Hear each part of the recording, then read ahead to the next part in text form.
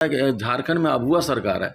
इसमें निश्चित रूप से पूर्व विधायक का अम्बा प्रसाद, पूर्व मंत्री जोगेंद्र साहब, पूर्व विधायक निर्मला देवी का घर को जमींदोज करने का साजिश के पीछे निश्चित रूप से इसमें माननीय मुख्यमंत्री का हाथ है। करने का साजिश के पीछे निश्चित रूप से इसमें माननीय मुख्यमंत्री का हाथ है। और हेमंत सोरेन का सीधा इसका गिराने का है। ये पहले से भी लगा हुआ है कि किस तरह से कांग्रेस को, खास करके बड़कागांव में और पूरे राज्य में कांग्रेस को किस तरह जमींदोज किया जाए। मेरा घर जमींदोज नहीं किया है, ये कांग्रेस को जमींदोज करने काम किया है। तो मैं बताना चाहता हूं आप लोगों को किस तरह से यहाँ पर तांडव मचा हुआ ये अबुआ सरकार है या ये गिरा हुआ सरकार है। जब पार्टी टूटने का खौफ अंदर सताने लगा और राज्यसभा चुनाव में मुंह की खाने को मिली तो कांग्रेस का ज़मीर जाग गया है। जिस पूर्व मंत्री योगेंद्र साव को 3 साल के लिए पार्टी से बाहर का रास्ता दिखाया गया था, निष्कासित किया गया था, अचानक उसे वापस अपनी पार्टी में शामिल कर लिया गया और अपने ही बातों और दावों को गलत साबित किया कांग्रेस ने। नमस्कार, जोहार, एचएनएन देख रहे हैं आप। मैं हूं निशा मिश्रा आपके साथ में। झारखंड कांग्रेस के विषय में क्या कहें, हमें खुद नहीं पता, शायद उन्हें भी नहीं पता कि उनके दिमाग में और पार्टी में चल क्या रहा है। तभी तो झारखंड कांग्रेस जो अपना मनोबल इतना मजबूत करके बैठी थी कि परिमल नथवानी दूर दूर तक राज्यसभा चुनाव के रेस में है ही नहीं, वो यहाँ आए क्यों है? क्योंकि महागठबंधन के दोनों प्रत्याशी जीतेंगे। और जब परिणाम सामने आया तो औंधे मुंह गिरे धड़ाम। दूसरी गलती, पहली गलती ये थी कि बड़का गांव में जिसकी पकड़ है, पूर्व मंत्री योगेंद्र साव की उनकी बेटी और उनकी पत्नी, जो दोनों बार मतलब एक के बाद एक कई बार उन लोग विधायक रह चुके हैं और काफी अच्छी खासी पकड़ है, उनकी पैठ है हजारीबाग के बड़का गांव में। और वहां पर उनके घर पर बुलडोजर चलता है, उनका कई और जो प्रॉपर्टी होती है उस पर बुलडोजर चलता है, जिसके बाद वो अपने सोशल मीडिया प्लेटफॉर्म पर लाइव आते हैं और मुख्यमंत्री हेमंत सोरेन को ना जाने क्या क्या बोलते हैं। ये हेमंत सोरेन खुद कर रहा है और हेमंत सोरेन को इसका पापों का सजा मिलेगा। आने वाला दिन में जनता निश्चित रूप से इसको सबक सिखाएगी, ये सरकार निश्चित रूप से हटेगी। इस वीडियो में आप देख भी सकते हैं कि वो लाइव करते हैं और उसके बाद से जब प्रशासन पूरा इस हिसाब से वहां पहुंचता है कि जैसे मानो आज सब कुछ जमींदोज कर ही देना है, और वहां पर रात भर उनकी पत्नी को और उनकी बेटी को पुलिस थाने में गुजारनी पड़ती है बैठे बैठे।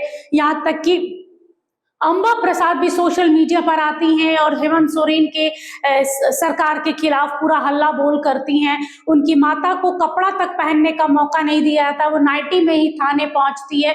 बहुत कुछ होता है, जिसके बाद पार्टी उन्हें 3 साल के लिए निकालती है। लेकिन अचानक 3 साल छोड़िए, अभी 1 साल भी नहीं हुआ, 3 महीने के भीतर पूर्व मंत्री योगेंद्र साव को पार्टी में शामिल कर लिया गया। ये कॉन्सेप्ट कुछ समझ में नहीं आ रहा है।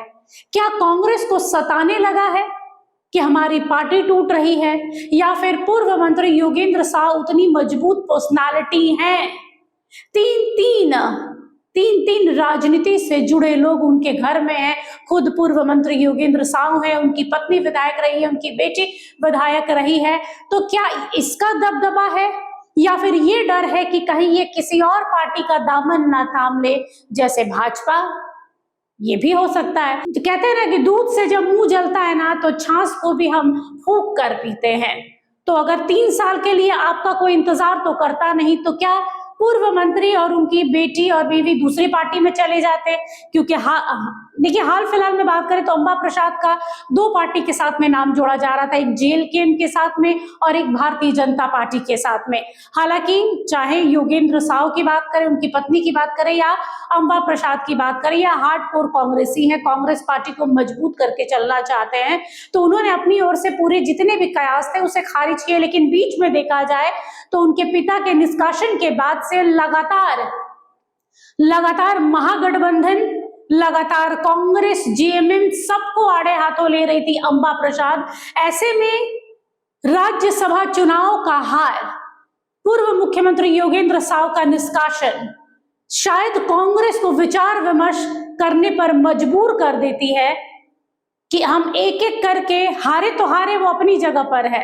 अब उद्योगपति की वजह से हारे हैं या हमारे ही किसी अपने ने दगा दिया है उसकी वजह से हारे हैं, लेकिन पूर्व मंत्री का इस तरीके से छोड़कर जाना और 3 लोग कट जाएंगे, ये गलत होगा। और समय रहते केशव महतो कमलेश ने ऐलान किया कि भाई वो निष्कासन वापस लिया जाता है और पूर्व मंत्री योगेंद्र साव एक बार फिर से पार्टी में शामिल होंगे और अपने अनुभव को साझा करेंगे। इसके साथ में पार्टी की गरिमा का ख्याल भी रखेंगे।